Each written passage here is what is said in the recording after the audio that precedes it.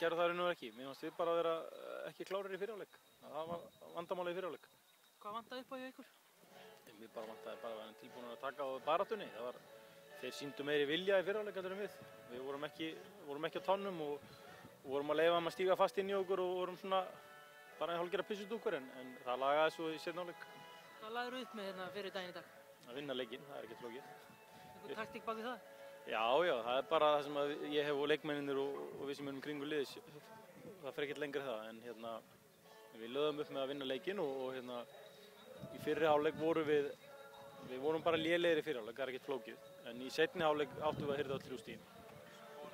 Rétt fyrir leikhlé og það er kannski átt að gefa mönnum aukinn kraft. Var það svolítið kjaftsök fyrir þína menn svo að lenda aftur undir?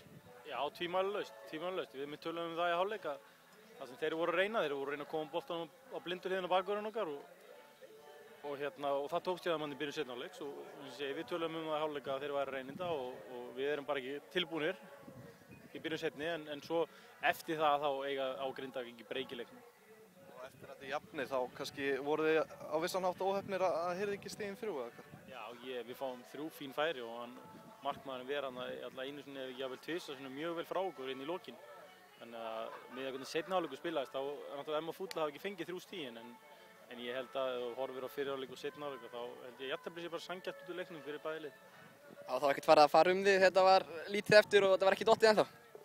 Jú, auðvitað var maður að fara svona að hugsa svolítið svona fúlt en það hefur nú verið svolítið okkar leikur í sumar að við höfum verið að koma sterkir inn í seinni hálfleik og seinni hluta seinni hálfleiks og það er alltaf við trúum á það og þá höldum við að klára leikinn og þá tókst ágætlega í dag.